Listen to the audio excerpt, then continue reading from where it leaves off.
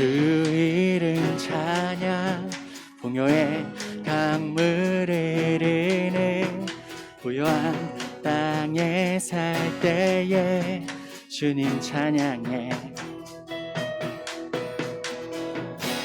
주 이름 찬양 거칠은 광야와 같은 인생길 걸어갈 때도 주님 찬양해.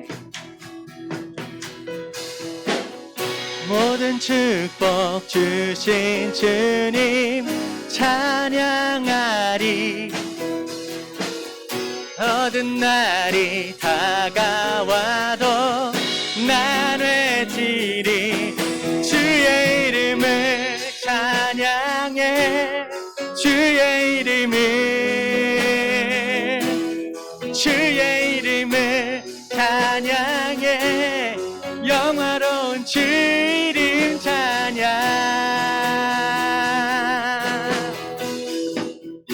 주 이름 찬양 햇살이 나를 비추고 만물이 새롭게 될 때 주님 찬양해.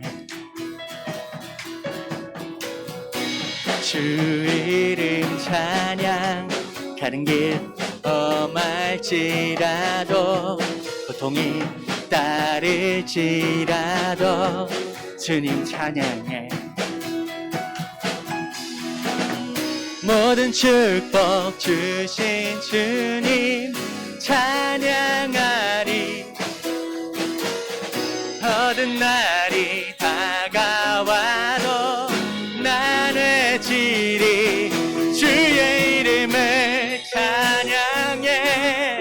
주의 이름을 찬양해. 영화로운 주 이름 찬양. 주의 이름을 찬양해. 주의 이름을 찬양해. 영화로운 주 이름 찬양. 주님은 주시며 주님은 찾으시네. 내 맘에 하는 말 주 찬양합니다. 주님은 주시며 주님은 찾으시네. 내 맘에 하는 말 주 찬양합니다. 주의 이름을 찬양해. 주의 이름을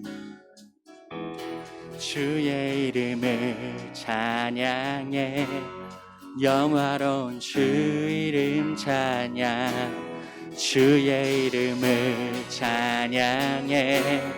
주의 이름을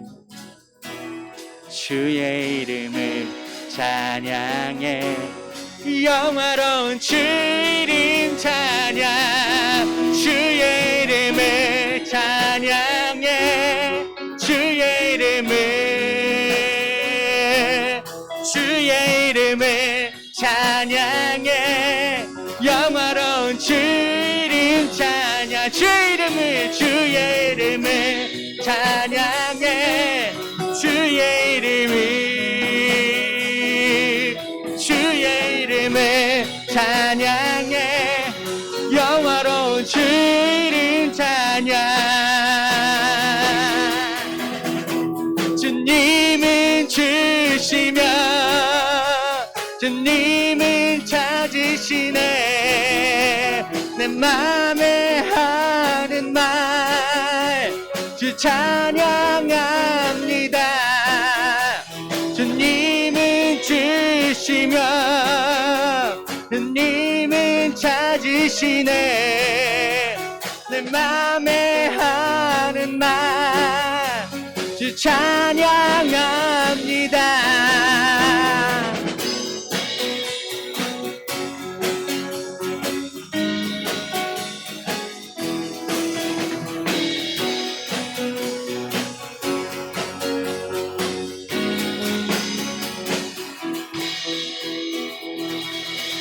할렐루야. 우리 주님이 우리를 찾으십니다. 네. 자, 중아, 우리 중등부 친구들 한 주간 잘 지냈나요? 전사님도 한 주간 정말로 잘 지냈어요. 어떤 기대감으로 한 주간 지냈냐면은 우리가 맨날 못 보다가 지난주에 보니까 너무 좋은 거야. 그래서 와, 오늘 또 만나겠구나라는 기대감으로 오늘 예배의 자리에 나왔어요. 여러분도 전도사님 보고 싶은 마음으로 나온 거 맞죠? 그죠? 그것보다 더 기쁘게 하나님께 예배 드리려고 나온 거 맞죠? 그죠? 다 알아. 눈빛에서 내가 너네 눈빛을 다 알아. 자, 오늘 전도사님이 준비한 말씀은 균형 잡힌 삶이라는 제목이에요. 균형 잡힌 삶.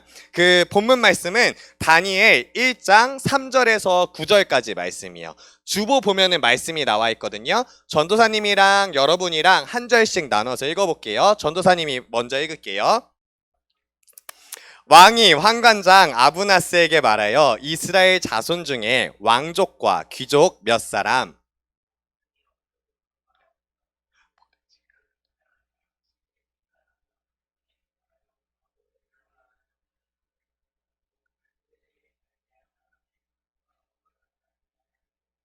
또 왕이 지정하여 그들에게 왕의 음식과 그가 마시는 포도주에서 날마다 쓸 것을 주어 3년을 기르게 하였더니 그 후에 그들은 왕 앞에 서게 될 것이더라.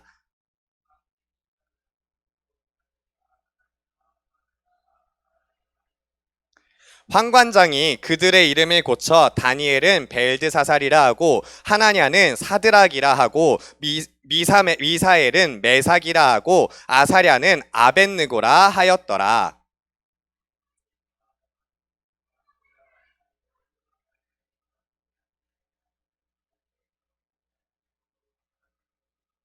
자, 전도사님과 함께 읽을게요. 마지막 절 시작. 하나님이 다니엘로 하여금 환관장에게 은혜와 긍휼을 얻게 하신지라. 아멘. 자, 여러분들은 혹시 박쥐 이야기라는 그 동화를 아나요? 동화? 이솝우화, 여러분들이 이솝우화 알죠? 이솝우화에는 박쥐 이야기라는 제목을 갖고 있는 이야기가 있어요. 대강의 무슨 내용인지 알지? 혹시라도 모르고 있는 친구를 위해서 전사님이 짧게 설명해 줄게요. 어느 날 하늘의 새와 땅의 짐승들이 싸움을 했어요. 그래서 새는 독수리, 매 이런 애들이 이제 하늘을 지배하고 있었고 그 호랑이나 사자 이런 애들이 땅을 지배하면서 살고 있었는데 서로 싸우게 된 거야. 그래서 어떻게 했을까? 그래서 새랑 짐승들이랑 서로 나는 새는 땅을 정복하겠어. 그 짐승들은 내가 하늘을 정복하겠어 라고 하면서 새와 짐승들이 싸우게 된 거예요. 그때 누가 있었을까? 우리가 전사님이 먼저 얘기했듯이 박쥐가 있었어. 박쥐가. 그래서 박쥐는 새랑 짐승들이랑 싸우는 걸 일단 보고 있었어. 딱 하는데 처음에 짐승이 이기기 시작하는 거야. 짐승이 새를 막 잡아먹지는 않았겠지, 동화니까. 새를 이렇게 이기고 있었던 거야. 그러니까 박쥐가 어떻게 했을까? 짐승들한테 찾아가. 야, 나 봐봐. 내 얼굴 봐봐. 나 쥐랑 똑같이 생겼지. 야, 나 너네랑 똑같아. 손 있지, 발 있지. 야, 나 너네랑 먹는 것도 비슷해. 나 짐승이야. 하면서 이제 짐승들이랑 같이 싸우는 거야. 근데 싸우는 것도 앞에 나가서 싸우는 게 아니라 뒤에서 이렇게 쳐다봤대. 그러다가 어떻게 됐을까? 새가 또 이기네. 그럼 어떻게? 박쥐가 이제 다시 옛날에는 이렇게 날개 접으면서 살았거든. 이젠 이 날개 피면서 사는 거야. 이걸 이렇게 피고서 새한테 찾아가. 야, 나 이거 보여? 나 이거 보여? 새지? 너네 날 때 나도 따라 날 수 있어. 나도 같이 날게. 그러면서 새가 이길 때 이제 박쥐가 새들 뒤에서 이렇게 쳐다본 거야. 그러면서 다시 짐승이면 짐승들한테 찾아가서 야, 나 짐승이잖아. 그리고 새한테 또 새가 이기면 새한테 찾아가서 야, 나 새잖아. 이러면서 왔다 갔다 했대요. 근데 그러던 어느 날 이러다가 누가 이겼으면 박쥐도 큰 문제가 없었을 거야. 그런데 너무 이게 팽팽하니까 새랑 짐승들이랑 야, 이제 우리 그만 싸우자. 우리 이제 그냥 평화롭게 살자라고 하면서 서로 싸우지 않기로 약속을 했대. 그때 박쥐는 어떻게 됐을까? 이제 고민을 한 거지. 아, 나 어디 가서 살지? 아, 나 새가 좀 더 잘 사는 것 같던데. 아, 나 짐승이 좀 더 잘 사는 것 같던데 해서 새한테 먼저 찾아가. 그래서 야, 나 새야 라고 했더니 야, 너 짐승이라며 하고서 쫓아내는 거야. 이제 짐승들한테 찾아가. 그래서 야, 나 짐승이야. 너 새라며 하면서 쫓겨났어. 그래서 박쥐가 동굴에서 살게 된 게 그렇게 다 쫓겨나서 동굴에서 살게 되었다는 이야기가 있어요. 모두 다 잘 아는 이야기지, 그지? 모두 다 잘 아는 이야기가 있어요. 자, 이 이야기를 기억해 두고서 오늘 말씀을, 전도사님의 말씀을 함께 들어봤으면 좋겠어요. 자, 예수님의 제자인 베드로는 자신의 서신서에서 뭐라고 이야기를 하냐면은 너희들은, 우리 그리스도인들은 하나님의 백성이다라고 이야기를 하고 있어요. 그런데 그렇게만 얘기하고 끝나는 게 아니라 너희는 또 이 땅에서 거류민이고 이방인이다라고 이야기를 해요. 그러니까 너희는 하나님 나라 백성이고 그리고 이 땅에서도 살아가는 사람들이야 라고 한 거예요. 야, 여기서부터 문제가 나오는 거야. 만약에 우리가 세상에서 누군가에게 욕을 먹게 될 때가 있어요. 그럴 때가 한 번씩 있을 수가 있어요. 근데 혹시 그리스도인이 욕을 먹게 될 때가 있는데, 그럴 때가 아까 말했던 박쥐와 같은 상황이 보였을 때에 우리가 좀 세상에 지탄을 받을 수밖에 없어요. 왜냐면 우리는 이 땅에 속한 사람들도 아니고 이 하나님의 나라에 완전히 속한 사람들도 아니에요. 그 사이에 속한 사람들이기 때문에 이 중간에 있어서 사람들에게 조금 지탄을 받게 될 때가 있어요. 보통 어떤 느낌으로 지탄을 받냐면 세 가지 경우가 있어요. 첫 번째, 나는 하나님 나라 사람이야 라고만 생각하는 거예요. 하나님 나라 사람이면서 땅의 사람이라고 생각하는 게 아니라 나는 하나님 나라만 사람이야 이렇게 이야기를 하면서, 여러분들도 이제 좀 이렇게 살다 보면은 사회 속에서 볼 수가 있어요. 난 그래서 세상의 법 따르지 않겠어. 뭐 예를 들어서 이제 꼭 합리화 이렇게 하겠지? 나는 시험 기간인데 나는 하나님 나라 사람이야 라고 하면서 공부를 안 하거나, 혹은 이거는 이제 뭐 좀 웃긴 예지만, 혹은 내가 해야 할 일들, 이제 학교에서 청소를 해야 되는데 나는 하나님 나라에 속했으니까 나는 학교를 위해서 청소하지 않겠어. 이렇게 이야기하면 욕 먹겠지. 당연한 거야. 그리고 두 번째로 이제 좀 지탄받는 경우는 뭐냐면은 나는 땅의 사람이라고만 생각하는 거야. 그래서 교회 와서도 그냥 밖에서 노는 거랑 똑같이 노는 거야. 막 애들이랑 PC방 가고 PC방 가서 게임하고 끝나고 애들이랑 욕하고 누구 술 담배 핀다고 하면은 같이 하고, 이러면은 왜 뜨끔하는 것 같아? 응? 아니야. 우리는 그런 애들 없잖아. 그치? 자, 그렇게 되면은 역시 우리도 지탄을 받을 수밖에 없다는 거예요. 그리고 마지막 경우가 박쥐와 같은 경우예요. 땅에 속하지도 않았고 하나님한테 속하지도 않았어.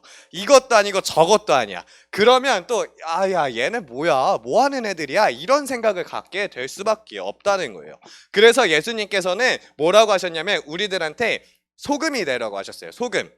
근데 소금이 뭐라고 이야기하셨냐면, 소금이 그 맛을 잃으면 무슨 의미가 있니? 라고 이야기를 하는 거예요. 소금이 그 맛을 잃으면 사람들한테 다 버려질 거야 라고 이야기하는 게 여기에 맞닿아 있는 거예요. 우리 그리스도인들이 이제 그 맛을 잃게 된다면 사람들에게 지탄받을 수밖에 없다는 것이에요.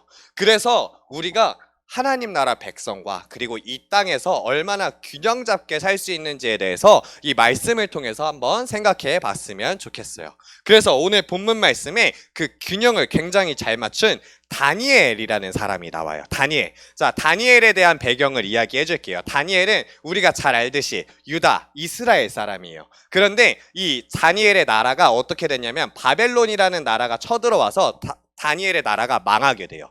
그래서 바벨론의 포로로 끌려가. 자기 집을 떠나서.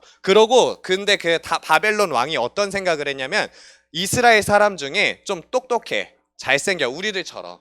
자, 너네 똑똑해, 잘생겼어, 뭐 빠진 게 하나도 없네? 그런 애들, 주찬아, 너 따라와라 해서 데리고 가는 거예요. 그래서 3년 동안 자기가 먹는 거 주고 마시는 거 주면서 그 자신의 바벨론의 나라의 법과 공부를 시켜요. 그래서 우리 주찬이가 아주 잘 자랐어. 그런데 그런 상황 배경을 갖고 있어요. 그래서 다니엘이 바벨론에서 생활을 하게 되는 그 이야기예요. 그런데 어떤 이야기들이 나오냐면, 다니엘이 얼마나 잘했냐면 성경에서도 이렇게 적혀져 있어요.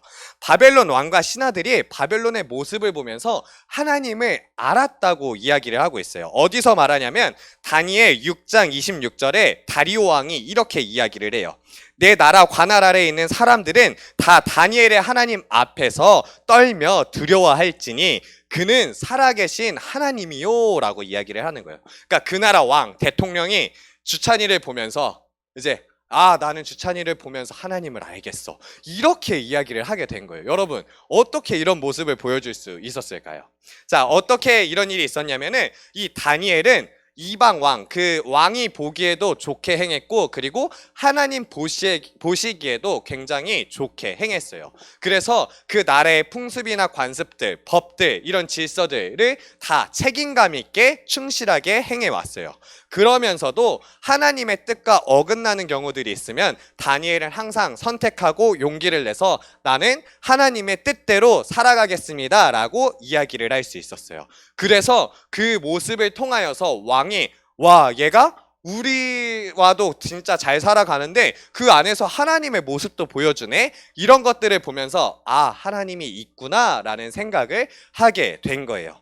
자, 이것처럼 우리는 하나님의 백성이라는 정체성을 갖고 살아가지만 지금은 이 땅에서 땅에 발붙이면서 살아가고 있어요. 그러면은 우리는 이 두 가지의 정체성을 머릿속에 갖고 있어야 돼요. 아까 전도사님이 말했던 것처럼 나는 하나님의 백성이야 라고만 생각해서도 안 되고 나는 이 땅 사람이야 라고만 생각해서도 아니고 이도 저도 아니어도 안 돼요. 우리는 나는 하나님의 백성이면서 이 땅에 살아가고 있는 이 땅의 국민이고 이 땅의 학생이야 라는 생각을 두 가지를 딱 머리에 꼽아놓고 살아야 돼요. 그래서 우리가 이것을 지키면서 살아가려면 어떻게 해야 되냐면은 첫 번째로 여러분들이 하나님 나라 백성의 정체성을 정확하게 알고 있어야 돼요. 그래서 나 언제 어디로 향하든지 나는 무슨 일을 하기 전에서라도 아, 나는 하나님 나라 백성이야. 그리고 나를 통해서 하나님이 세상에 나타날 거야 라는 생각을 항상 가지면서 살아가야 돼요. 이게 하나님 나라의 백성으로 살아가는 방식이에요. 그리고 두 번째로는